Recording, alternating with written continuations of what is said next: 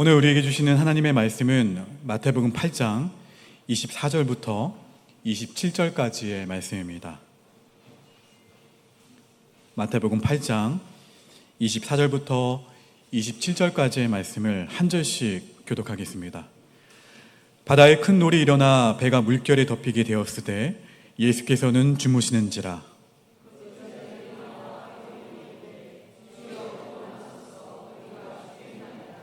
예수께서 이르시되 어찌하여 무서워하느냐, 믿음이 작은 자들아 하시고 곧 일어나사 바람과 바다를 꾸짖으시니 아주 잔잔하게 되거늘.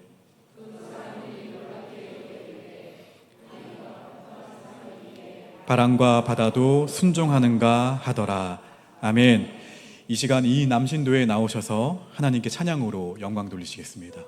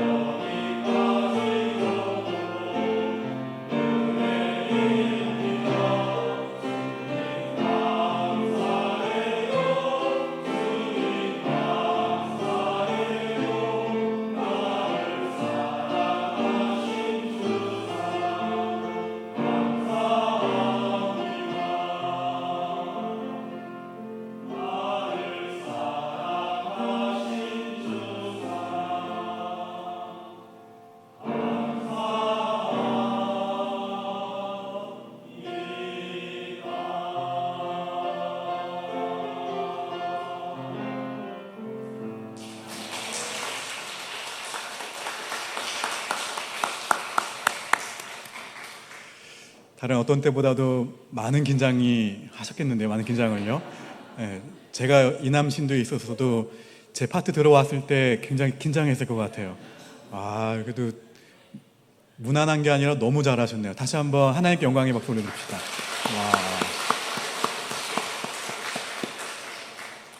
자, 오늘 5번째 마지막 시간이죠. 마지막 파워 선교학교 마지막 시간에 오신 여러분들을 주의 이름으로 환영하고 축복합니다. 우리 앞뒤 좌우분도 이렇게 고백했으면 좋겠습니다. 나는 보내는 선교사입니다. 나는 가는 선교사입니다.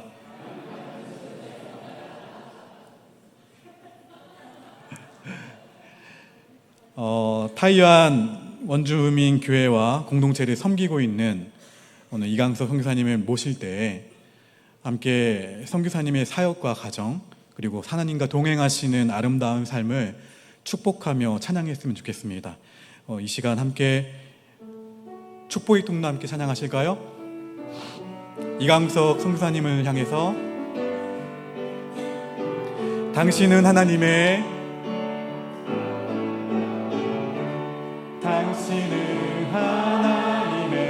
언약 안에 있는 축복의 통로 당신을 통하여서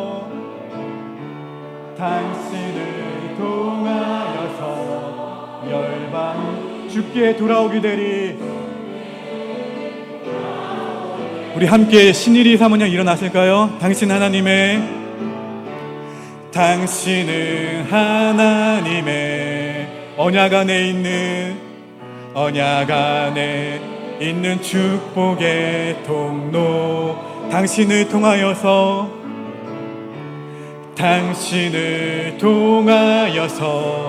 열방이 주께 예배하게 되리. 주께 우리 이강석 선교사님과 신일이 사모님 위해서 함께 당신은 하나님의 언약 안에 있는 축복의 통로 당신을 통하여서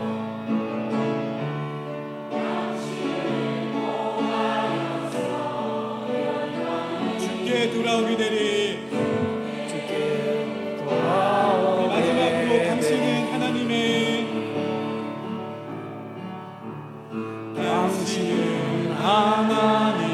언약 안에 있는 축복의 통로 당신을 통하여서 주께 예배하게 되리.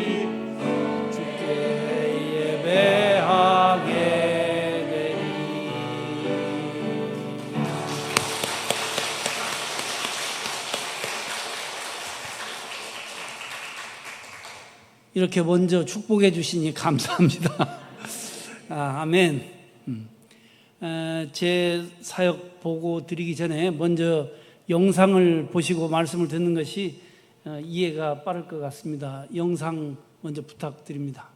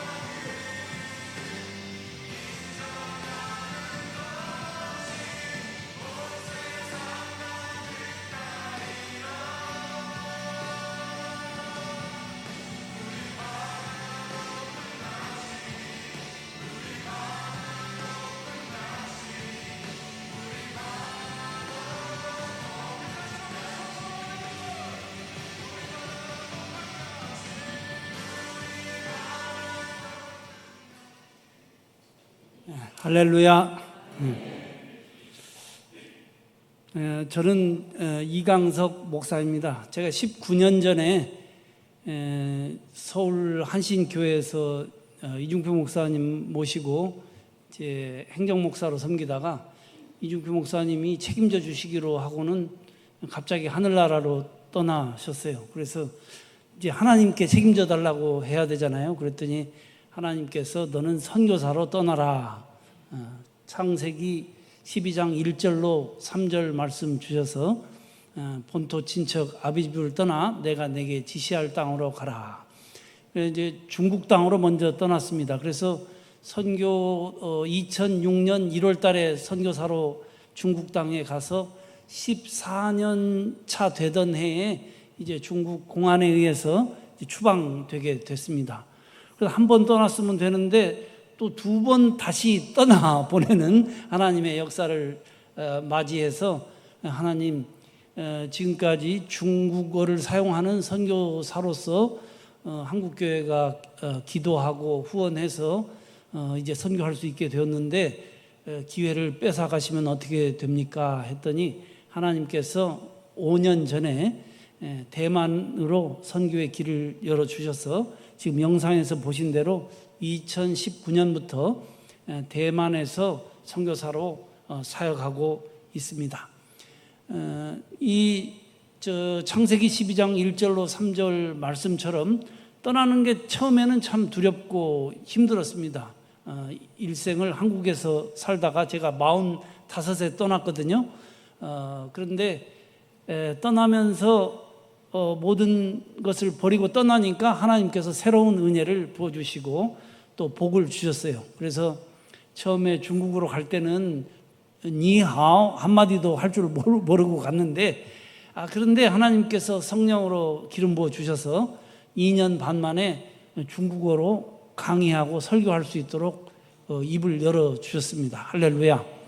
제가 그때 경험하면서 그 40대에 새로운 언어 배우는 게 쉽지가 않은데 제가 간절하게 예수님의 십자가와 부활의 복음을 전해야 되겠다라고 하는 그런 열망을 성령께서 주시니까 입이 자동으로 열리는 것을 경험하게 되었습니다.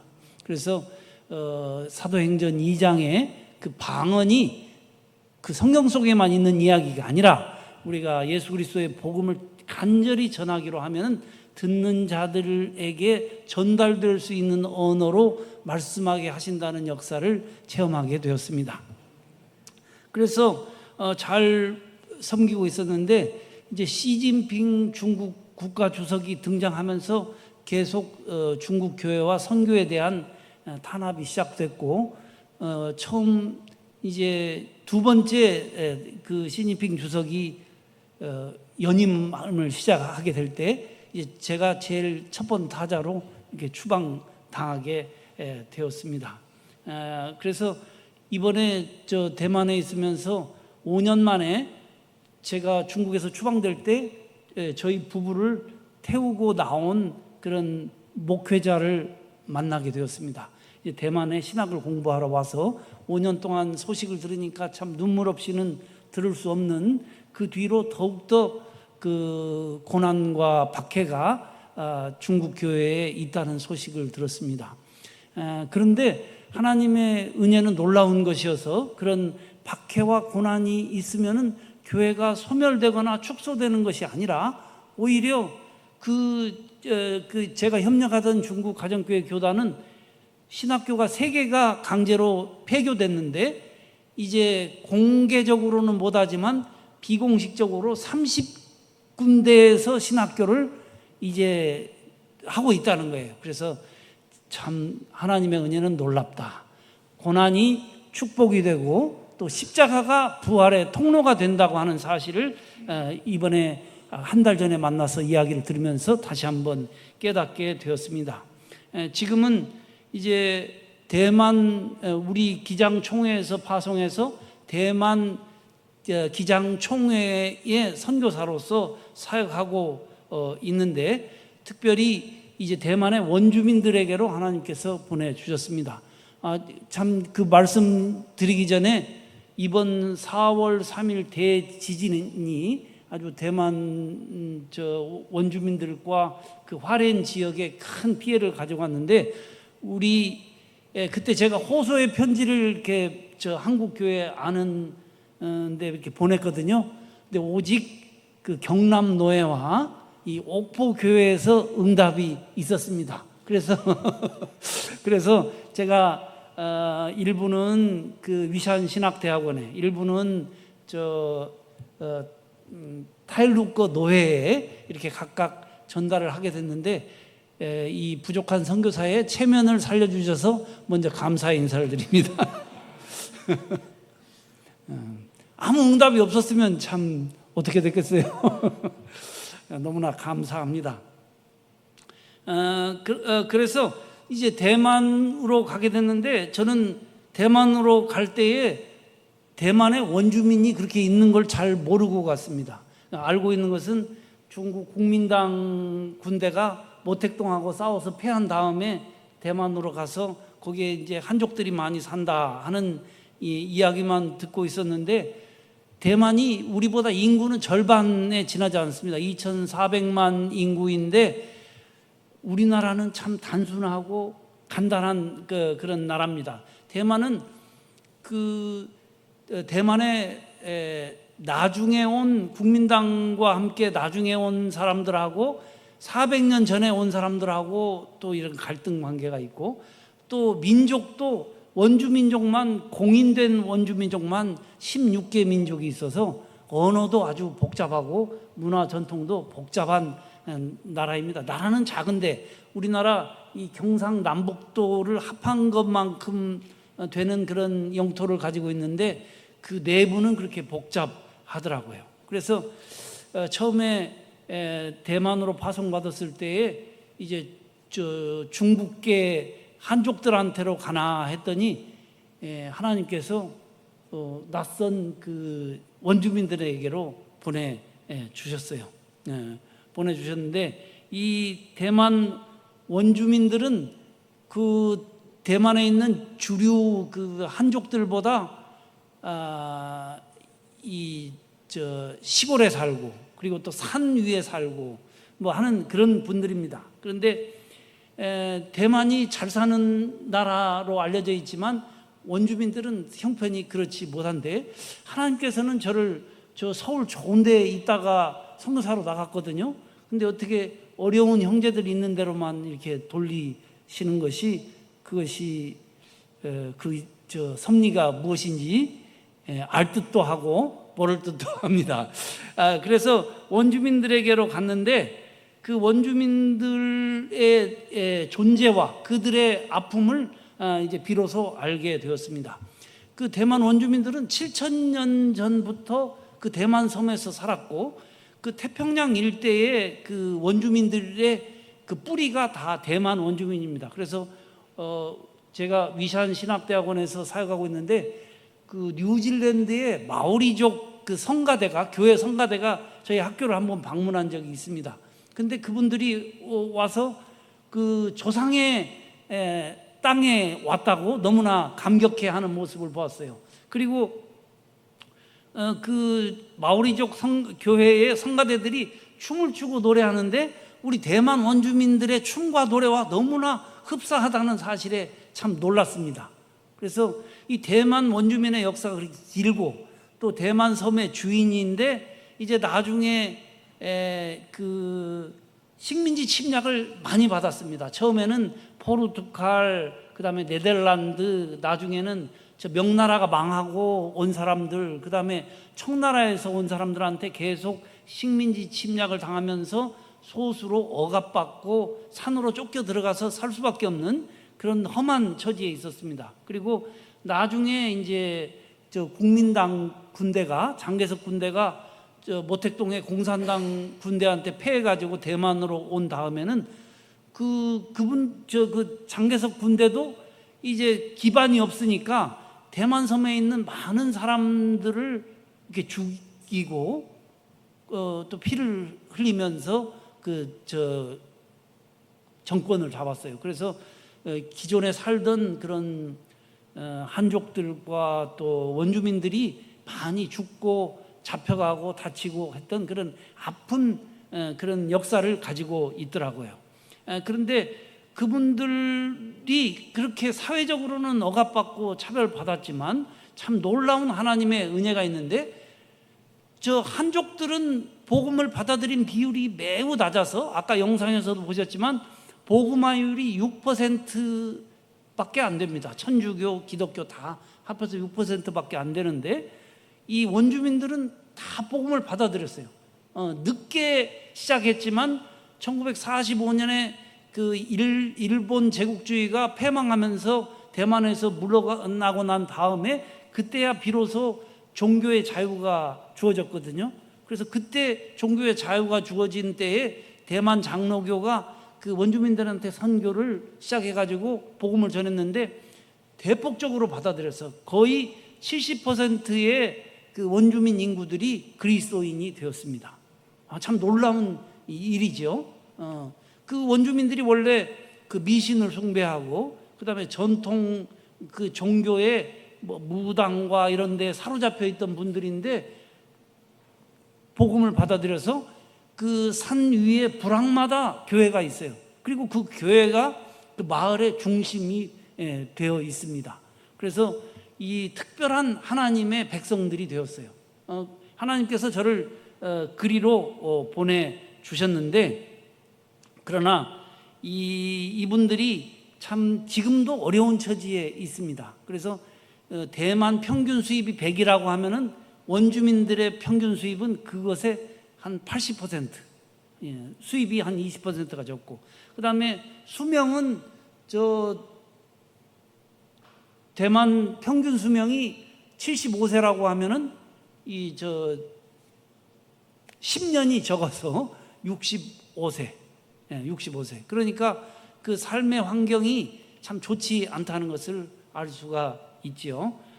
그분들을 이제 섬기는 곳으로 이제 보내셨습니다. 그래서 타이완 장로교회가 타이완 장로교회 총회가 이제 그 원주민들 신학교에 교수가 부족하니까 거기 가서 섬겨달라고 해서 이제 섬기고 있습니다. 이제 5년이 되었습니다. 이 타이완 장로교단은 우리 한국의 장로교단보다 역사가 20년이 더 이릅니다. 그래서 대만의 원래 그 교회는 대만 장로교밖에 없었어요. 대만 장로교밖에 없었고, 그것이 1865년에 스코틀랜드 장로교회와 그 다음에 12년 후에 캐나다 장로교회가 각각 남쪽과 북쪽으로 들어와서 선교를 시작해가지고 지금 우리보다 긴 교회 역사를 가지고 있습니다. 그래서 북쪽에는 타이완 신학원을 그 캐나다 장로교에서 세웠고, 남쪽에 있는 타이난 신학대학원을 그 스코틀랜드 장로교에서 세웠습니다.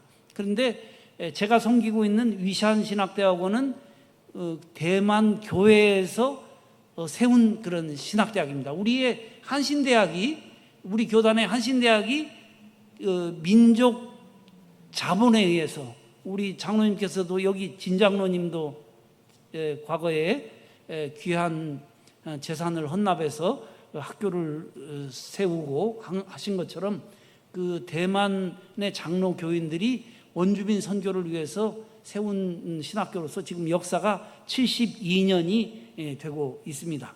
그 신학교로 이제 가서 섬기고 있는데, 대만 장로교도 참 재밌는 교단이더라고요. 그 우리 나라의 장로교는 1951년에 처음 분열되었거든요. 고신 측이 신사참배 문제로 이제 장로교단을 떠나고, 그 다음에 53년에 우리 기장교단이 그 신학의 자유를 추구한다고 해서 또 분열이 되었잖아요. 그런데 그 대만의 장로교는 북쪽에 있는 장로교와 남쪽에 있는 장로교가 해방 전부터 연합해서 사역을 하기 시작하다가 해방 후에 1951년도에 통합대회를 해가지고 오직 하나의 장로교단만 있습니다. 그거 보니까 참 부럽더라고요. 부러워요. 원래 다른 두 개의 장로교단이 통합해서 하나가 되는데 우리는 하나가 여럿이 되어서 더 좋은가요? 우리도 하나였으면 참 좋았을 것 같다, 그런 생각을 해보게 됩니다.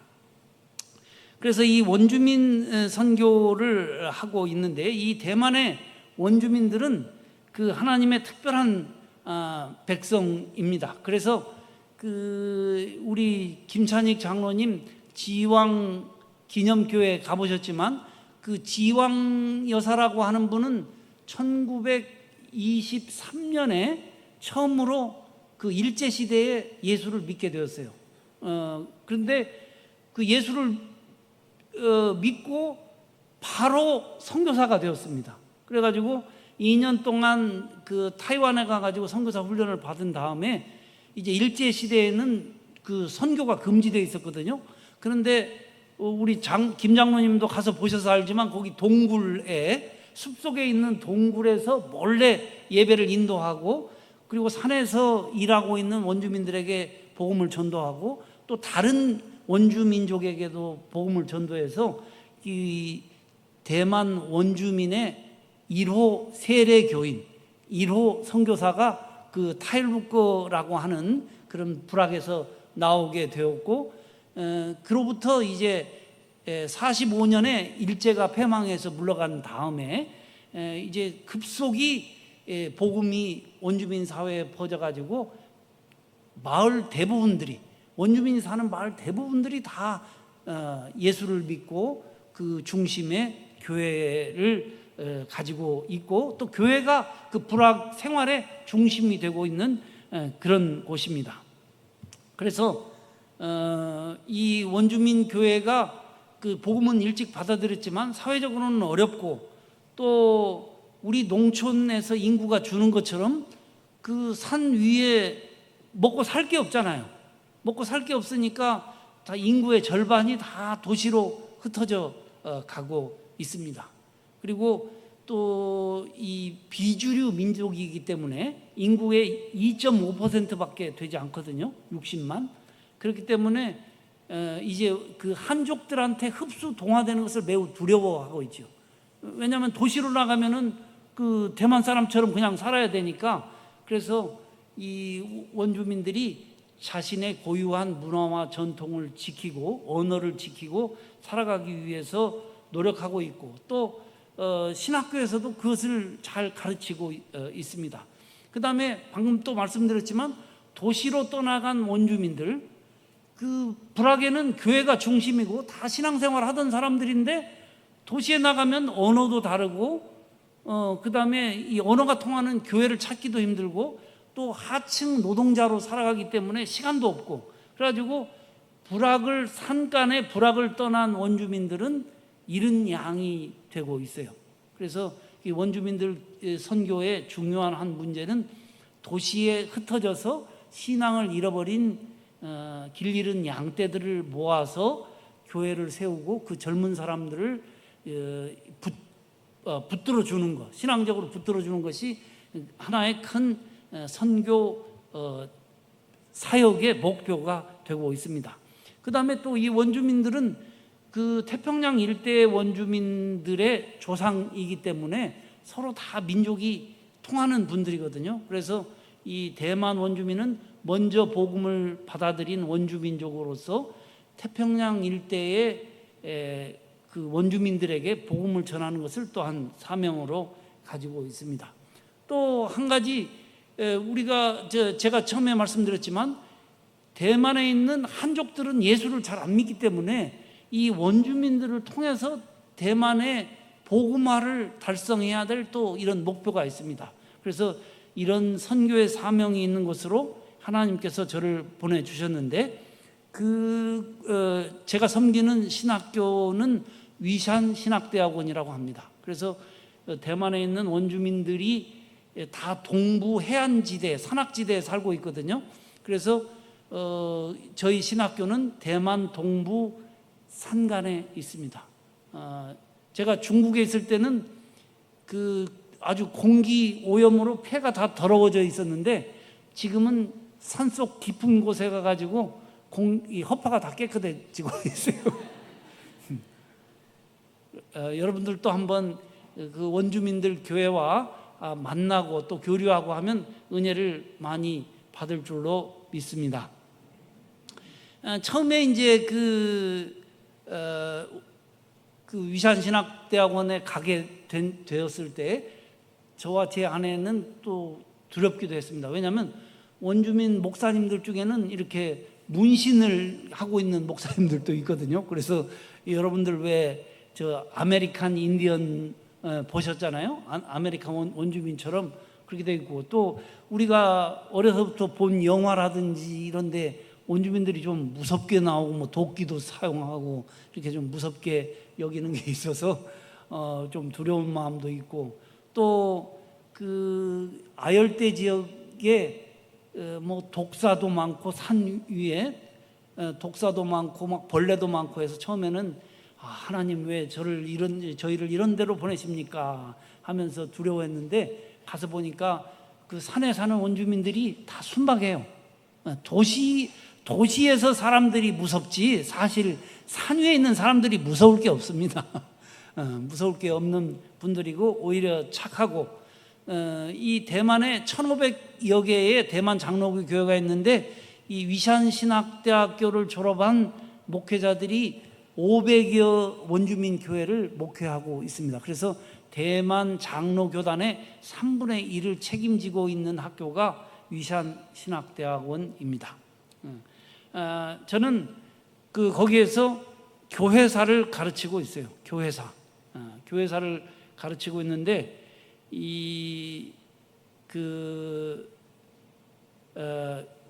위산신학대학원이 참 재밌는 학교입니다. 어떤 점이 재밌는가? 이 노동을 상당히 중시하는 학교입니다. 요즘 우리 한신대학교나 한국에 있는 그 신학대학에서 학생들한테 노동을 시킨다 그러면 데모할 것 같아요. 그런데 학교의 전통이 그 산간을 개간해 가지고 학교를 세웠어요. 옛날에 교수님들과 학생들은 오전에는 개간해 가지고 학교를 세우고 오후에는 공부해 가면서 산비탈에다가 학교를 세웠거든요. 그래 가지고 그 전통을 받아서 지금은 일주일만 한 학기에 일주일씩 교수, 직원, 학생이 모두 그 산비탈 무너진 데를 보수하고 도로를 보수하고 그다음에 나무를 심고 하는 일주일 동안 노동 봉사 주간이 있습니다. 그리고 이번 봉사 주간에는 지진이 나가지고 허물어진 거 다 고치는 일을 일주일 동안 했죠. 그래서 노동의 영성이 살아있는 학교다.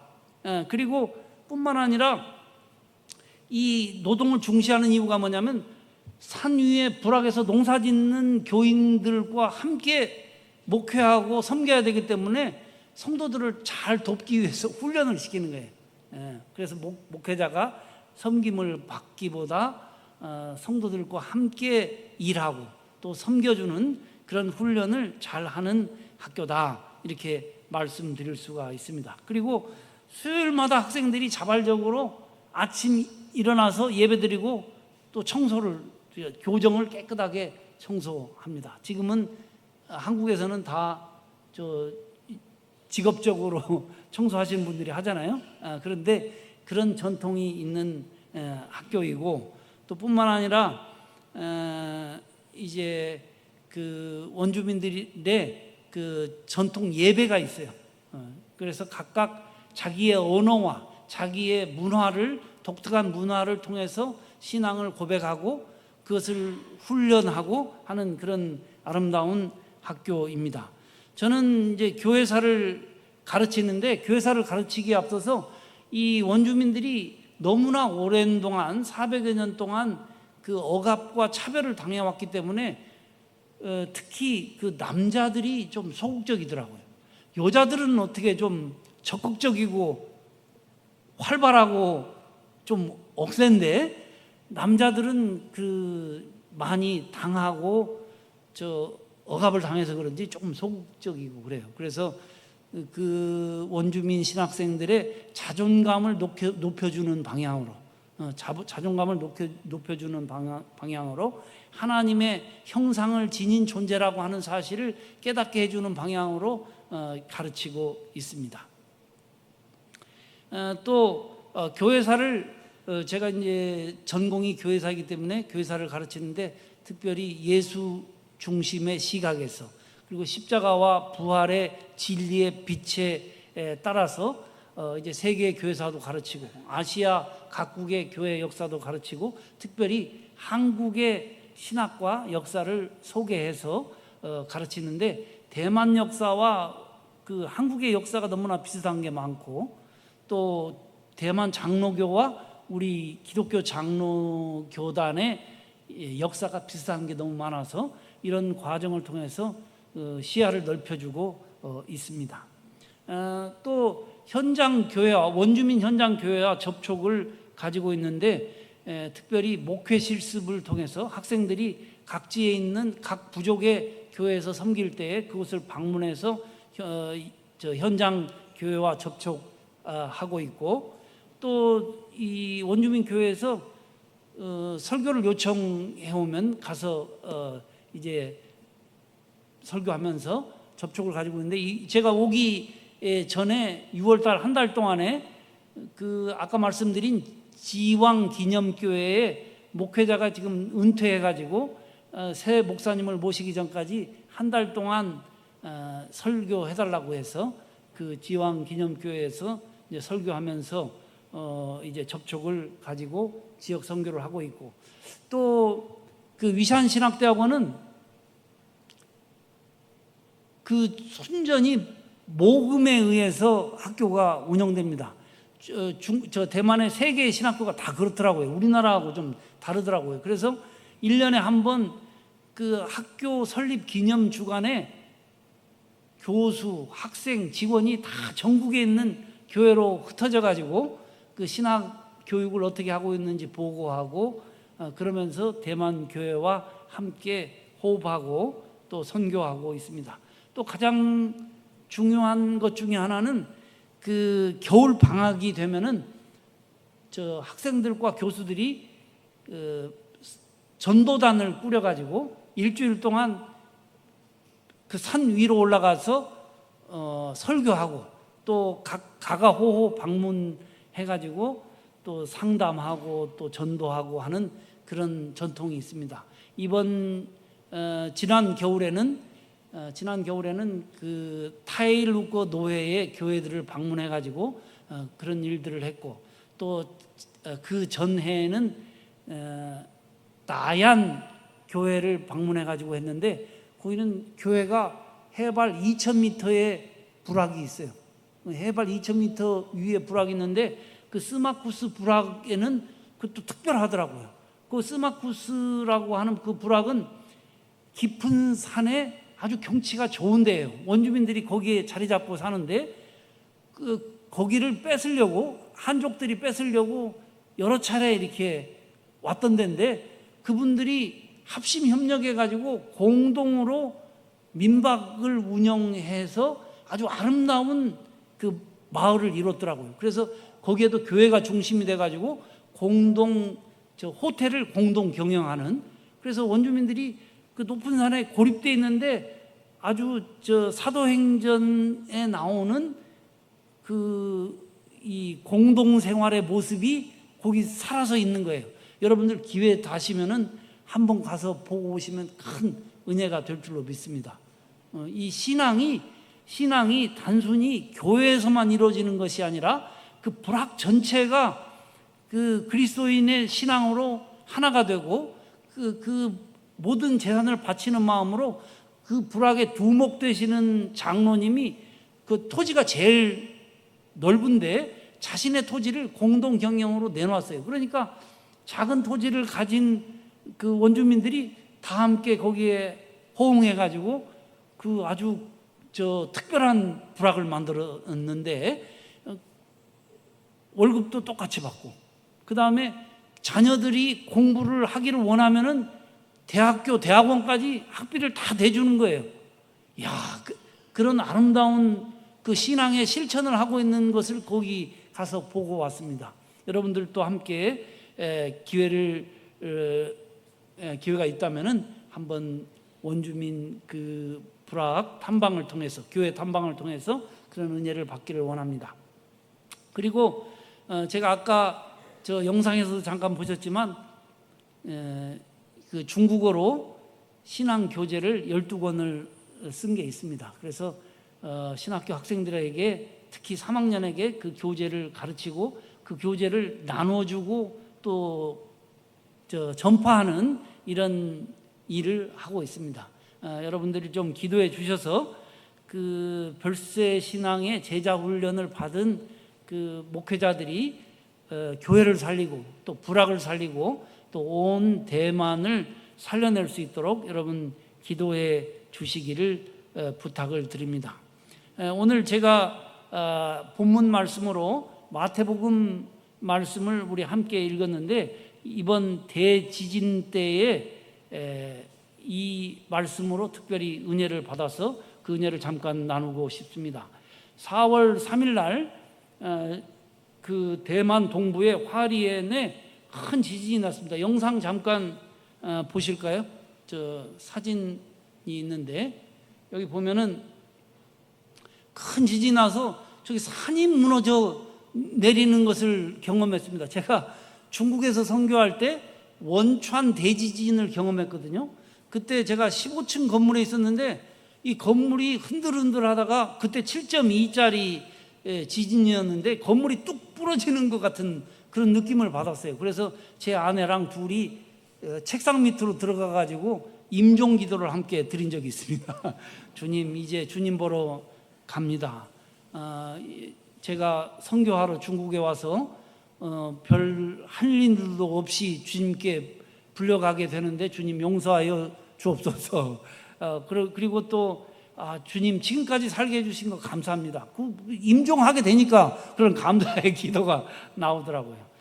그리고 또 마지막 기도는 주님 혹시 살려주시면 우리 부부가 서로 더 사랑하며 살겠습니다. 또 다른 이들과 더 사랑을 나누며 살겠습니다. 이런 서원을 하면서 기도를 했는데, 그때는 높은 건물에서 흔들려 가지고 두려움이 더 컸는데, 이번에는 그 평지에서 저 지진을 경험했는데 그때보다 더 두렵더라고요. 왜냐하면 저 산이 무너져 내리잖아요.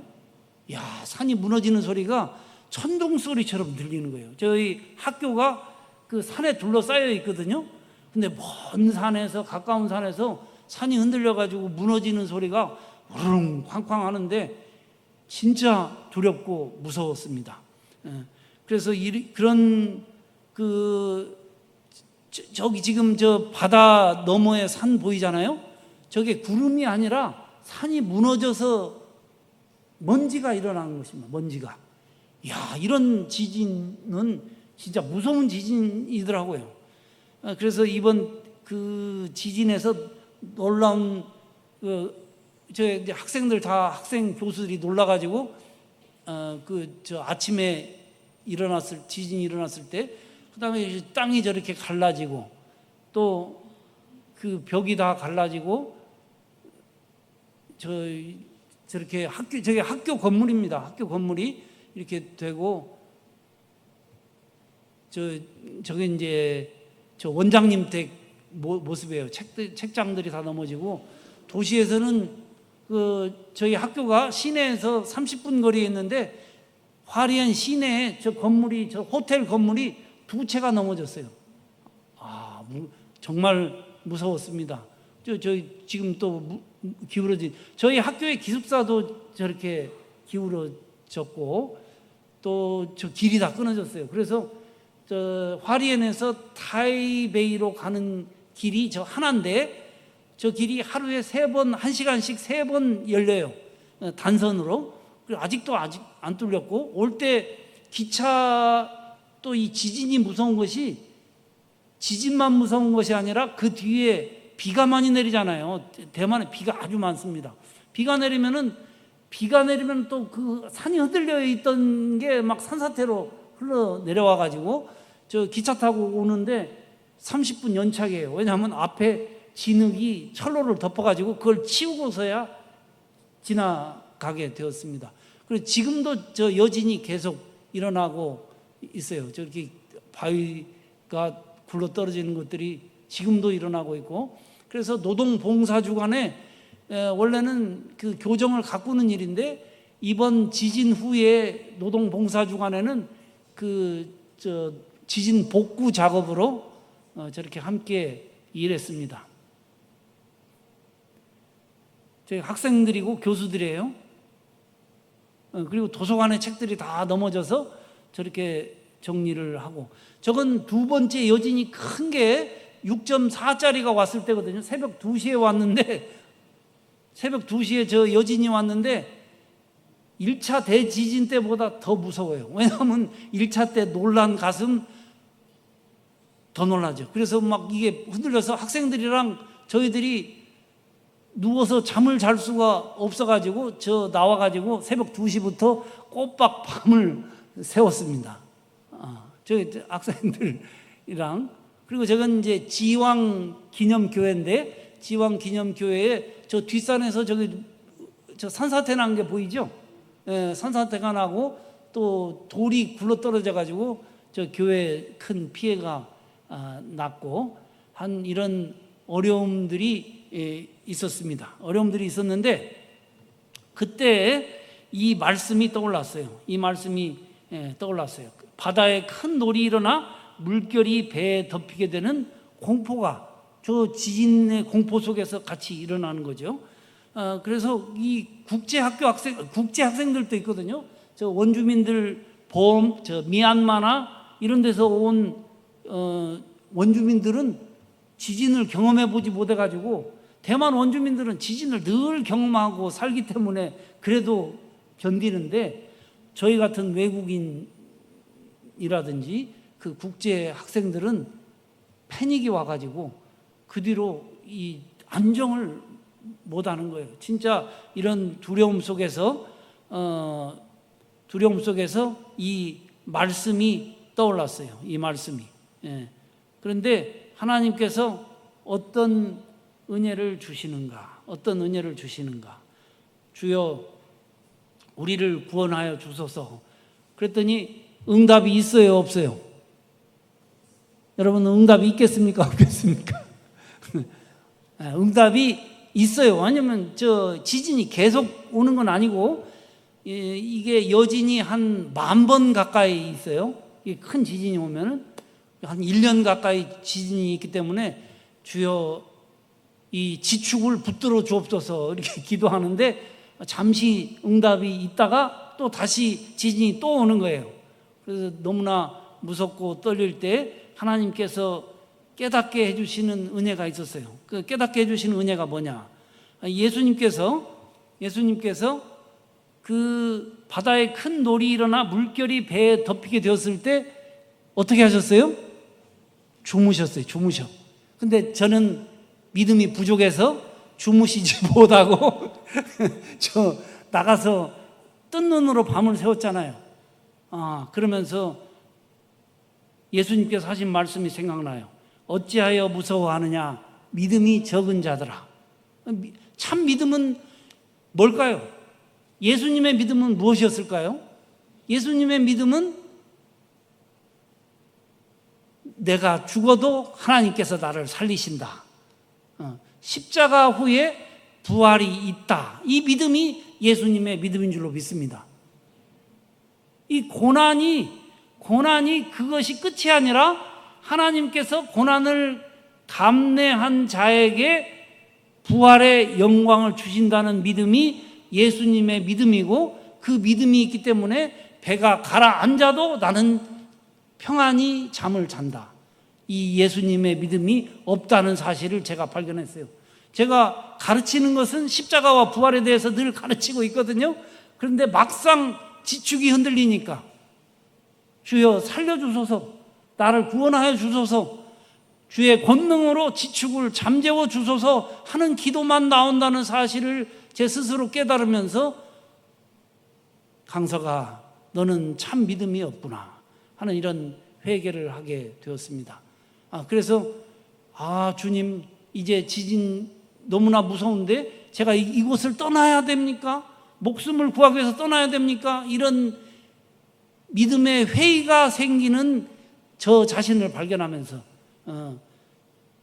크게 회개했습니다. 여러분 어떤 예수님이 좋으십니까?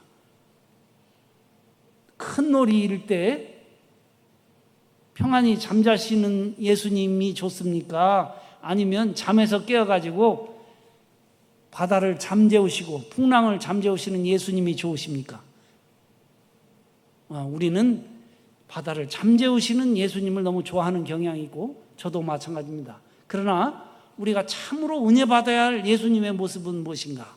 그것은 죽음이 와도 하나님을 믿는, 십자가에 달려 죽으시면서도 부활의 소망과 믿음 때문에 평안을 누릴 수 있는 이 믿음이 큰 믿음이다 하는 사실을 깨닫게 되었습니다. 여러분, 부족한 종이 이제 선교지에서 여러 가지 어려움들이 있습니다. 그러나 그런 어려움을 이기고 예수님처럼 죽으면 죽으리라, 죽으면 살리라 하는 믿음을 가지고 하나님 주신 사명을 끝까지 감당할 수 있도록 여러분들 기도해 주시고, 또 여러분들도 기도할 때마다 주여 나의 문제를 해결하여 주옵소서, 뭐 이런 작은 믿음의 기도도 드리지만 나에게 주어진 고난, 나에게 주어진 문제, 이것을 나의 십자가로 받아들일 수 있는 큰 믿음을 주시라고 저와 함께 기도해 주시기를 부탁을 드립니다.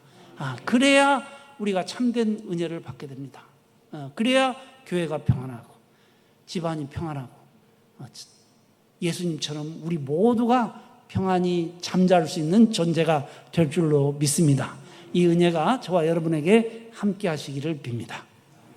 할렐루야. 하나님 우리 아버지, 은혜를 감사하고 찬양과 영광을 돌려드립니다. 주님, 저희들은 믿음이 연약해서 주님의 권능에만 의지하려고 할 때가 너무나 많은 연약한 존재인 것을 주님 앞에 고백합니다. 주님, 저희들에게 큰 믿음을 주옵소서. 예수님처럼 큰 믿음을 주옵소서. 저희들이 입으로만 십자가와 부활의 믿음을 고백하는 것이 아니라 참 믿음이 그 마음속에서 우러날 수 있도록 주신 모든 환난과 또 핍박을 견뎌내고 재난까지도 주님의 뜻으로 받아들일 수 있는 놀라운 믿음으로 저희들을 축복해 주셔서 맡겨주신 복음 증거의 사명을 다하게 하여 주옵소서. 예수님 이름으로 기도합니다. 아멘.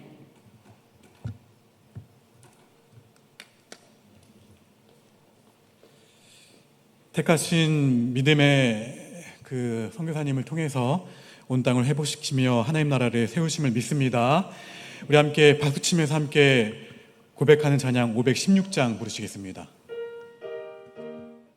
주 예수 그리스도의 십자가와 부활의 은혜와 하나님 아버지의 독생자까지 아끼지 아니하시는 그 크신 사랑하심과 성령님의 언제나 마음을 평안케 하시는 그 은혜와 은사와 감동이 우리 옥포교회 모든 성도님들과 성도님들의 가정과 또 그 자녀손들 위해 지금으로부터 영원토록 함께 하시옵시기를 간절히 축원하옵나이다.